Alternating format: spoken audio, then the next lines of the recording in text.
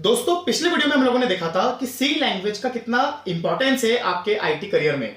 हम लोगों ने यह भी देखा था कि सी लैंग्वेज आप अगर सीख लेते हो तो आप आगे जावा, पाइथन या और बड़ी लैंग्वेजेस में इजीली कोडिंग कर पाओगे। दोस्तों इस वीडियो में आप लोग ये देखोगे कि अगर आप सी लैंग्वेज सीखना चाहते हो, अगर आप सी प्रोग्रामिंग सीखना चाहते हो तो आपको सी प्रोग्रामिंग के बारे में वो कौन कौन सी बातें हैं जो याद रखनी है और सी प्रोग्रामिंग के वो कौन कौन से बेसिक कॉन्सेप्ट्स है जिन पे आपको सबसे पहले फोकस करना है। दोस्तों मेरा नाम है Gaurav, I am a programming trainer and software engineer.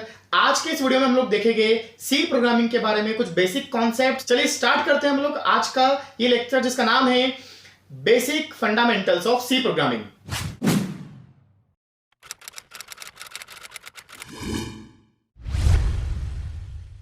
दोस्तों सबसे पहले आपको ध्यान रखना है सी एक प्रोसीजर ओरिएंटेड प्रोग्रामिंग लैंग्वेज है। बिल्कुल आप लोगों ने सही सुना, प्रोसीजर ओरिएंटेड प्रोग्रामिंग लैंग्वेज। दोस्तों प्रोसीजर का मतलब याद रख लो, रट लो या कुछ भी कर लो। प्रोसीजर का मतलब होगा आगे फंक्शन।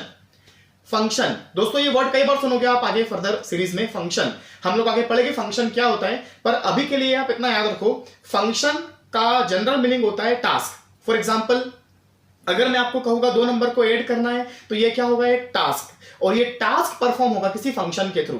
तो फंक्शन क्या होता है इसके लिए आपको वेट करना पड़ेगा। इसके लिए मैं पूरा एक बड़ा सा वीडियो बनाने वाला हूं विद प्रोग्रामिंग और विद कॉन्सेप्ट की व्हाट इज फंक्शन और उसका यूज क्या होता है। पर सबसे मेन आपको ध्यान रखना पड़ेगा सी एक फंक्शन ओरिएंटेड मतलब प्रोसीजर ओरिएंटेड लैंग्वेज है। इसका मतलब सी लैंग्वेज में आप जो भी कोडिंग करोगे, आपको प्रोग्राम बनाओगे, उस प्रोग्राम में सारा काम होगा फंक्शन के थ्रू।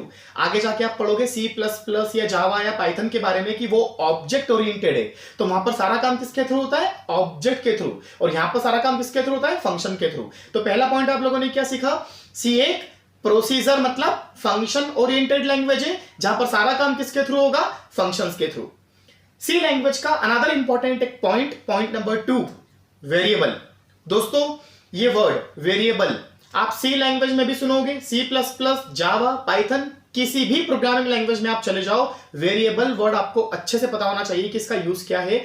कई सारे ऐसे स्टूडेंट्स होते हैं जो पूरी लैंग्वेज पढ़ लेते हैं, उसके बाद उनसे इंटरव्यू में एक पूछो छोटा सा क्वेश्चन, व्हाट इज वेरिएबल, तो उनसे एक छोटा सा आंसर नहीं निकलता कि व्हाट इज वेरिएबल। चलो देखते हैं वेरिएबल क्या होता है। वेरिएबल हम लोग क्यों बनाते हैं, ताकि कंप्यूटर को इंस्ट्रक्शन मिले कि वो मेमोरी में एक स्पेस बनाए।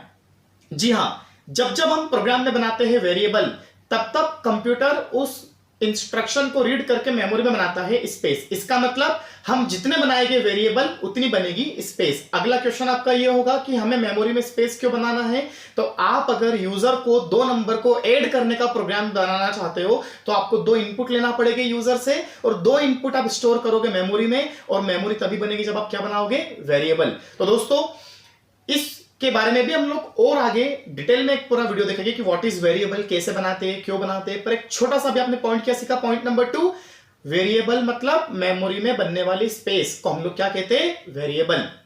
दोस्तों पॉइंट नंबर 3 जो अगेन सबसे इंपॉर्टेंट होता है आपकी प्रोग्रामिंग का, चाहे वो सी हो या कोई भी लैंग्वेज हो, सिंटैक्स। दोस्तों सिंटैक्स का मतलब बहुत इजी लैंग्वेज में आपको मैं समझाना चाहता हूं। अगर आपको इंग्लिश में कोई सेंटेंस लिखना है तो उसका एक तरीका होता है ना आपको, कि पहले क्या लिखना है, फिर क्या लिखना है, फिर क्या लिखना है, ग्रामर अप्लाई करना है। सेम यहां पर कॉन्सेप्ट अप्लाई होता है सिंटैक्स का। सिंटैक्स मतलब थोड़ी देर पहले मैंने आपको बताया वेरिएबल, तो वेरिएबल एक तरह का कोड होता है, उस कोड को बनाने का एक सिंटैक्स होता है। फंक्शन एक तरह का ब्लॉक होता है, उसको बनाने का एक सिंटैक्स होता है। मतलब आप प्रोग्रामिंग में कोई भी कॉन्सेप्ट सीखो, सबसे पहले आपको उसको क्या पता होना चाहिए, सिंटैक्स। सिंटैक्स मतलब उस चीज को लिखने का तरीका, कोड करने का तरीका को हम लोग क्या बोलते हैं, सिंटैक्स।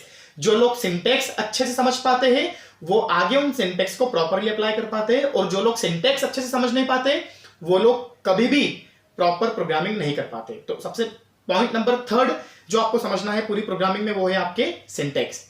दोस्तों पॉइंट नंबर 4 ऑपरेटर्स। ये भी बहुत डिटेल में एक टॉपिक हम लोग पढ़ेंगे। ऑपरेटर्स कई तरह के होते हैं।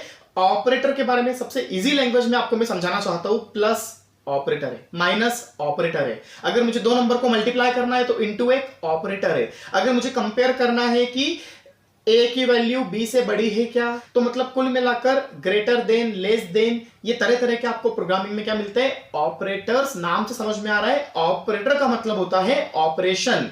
दोस्तों ऑपरेटर्स के बारे में आपको पता होना बहुत जरूरी है। अगर मैं बात करता हूं कि अगर किसी आईटी कंपनी में फ्रेशर्स साल भर में 10,000 फ्रेशर्स इंटरव्यू देते हैं, तो उसमें से 9,000 को प्रॉपरली पता नहीं होता है कि कितने ऑपरेटर्स होते हैं, किस ऑपरेटर की क्या प्रायोरिटी होती है। काफी सारे डेप्थ में कॉन्सेप्ट्स है, कई तरह के वीडियोस बनाए के शुरुआत है जस्ट। हाँ, एक बात समझ के चलो, ऑपरेटर अगेन एक बहुत इंपॉर्टेंट कॉन्सेप्ट है आपका प्रोग्रामिंग की शुरुआत का, बेसिक्स का। ये सी में भी होगा, सी प्लस प्लस में भी होगा, जावा में भी होगा और आगे पाइथन में भी होगा। अनदर सबसे इंपॉर्टेंट जो कॉन्सेप्ट है प्रोग्रामिंग का, चाहे वो कोई भी लैंग्वेज हो, दैट इज इफ एल्स। जी हाँ दोस्तों, इफ एल्स। इफ एल्स का काम होता है कंडीशंस चेक करना। मैं आपको एक एग्जांपल के थ्रू समझाता हूं। अगर मैंने किसी वेबसाइट पर अपनी एज डाली, तो सबमिट करने के बाद अगर मुझे वहां से रिप्लाई आता है कि यू आर नॉट एलिजिबल, इसका मतलब मेरी एज पहले कंपेयर हुई होगी पर्टिकुलर कि भाई मैं एलिजिबल हूं या नहीं हूं। अगर मैं एटीएम में जाता हूं, एटीएम कार्ड लगा के एक अमाउंट डालता हूं और अगर मुझे वहां से रिप्लाई आता है कि इनसफिशिएंट बैलेंस, तो मतलब मेरा इंसर्ट करा हुआ अमाउंट मेरे बैलेंस से कहीं ना कहीं कंपेयर हुआ होगा। तो जब बात आती है वैल्यूज को कंपेयर करने की, तो वो काम कौन करते हैं? आपके इफ और एल्स। तो दोस्तों, इफ एल्स का भी अपना एक अलग कॉन्सेप्ट है, बहुत इंपॉर्टेंट है, हर लैंग्वेज में होता ही होता है इफ और एल्स। ये अलग बात है, सिंटेक्स मतलब लिखने का तरीका अलग अलग होता है, बाकी हर लैंग्वेज में इफ और एल्स तो होते ही होते हैं। तो हम लोग ये भी सीखेंगे कि इफ और एल्स क्या होते हैं। हम लोग अनदर सबसे इंपॉर्टेंट कॉन्सेप्ट है प्रोग्रामिंग का, जो कि होता है लूप्स। लूप्स के बारे में मैं आपको बहुत ही शॉर्ट में समझाना चाहता हूं। जब भी हमें किसी लाइंस ऑफ कोड को बार बार चलाना है दोस्तों, क्या होता है ना कि अगर मैंने 10 लाइंस का कोड लिखा, तो एक लाइन एक बार में चलेगी, लाइन 1, लाइन 2, 3, 4। पर अगर मैं चाहता हूं कि लाइन नंबर 4 बार बार चले, अगेन एंड अगेन रिपीट हो, तो रिपीट करने वाला काम कौन करता है? लूप।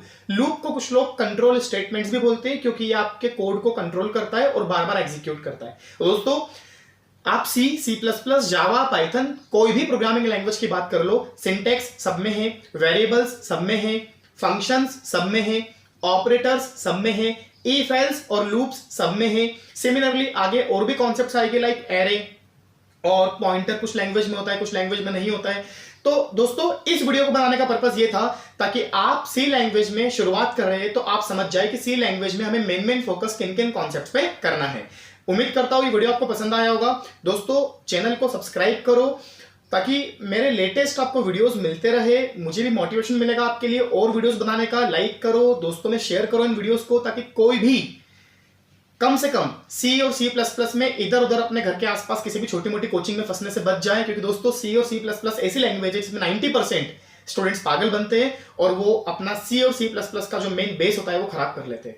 और रिजल्ट ये होता है कि फिर बाद में वो ना अच्छे से जावा सीख पाते हैं, ना पाइथन सीख पाते और ना ही फिर वो फ्यूचर में अच्छी जॉब ले पाते। तो दोस्तों, कम से कम सी और सी प्लस प्लस स्ट्रॉन्ग रखो ताकि आप फर्दर कोई भी लैंग्वेज सीख पाओ। Thank you so much.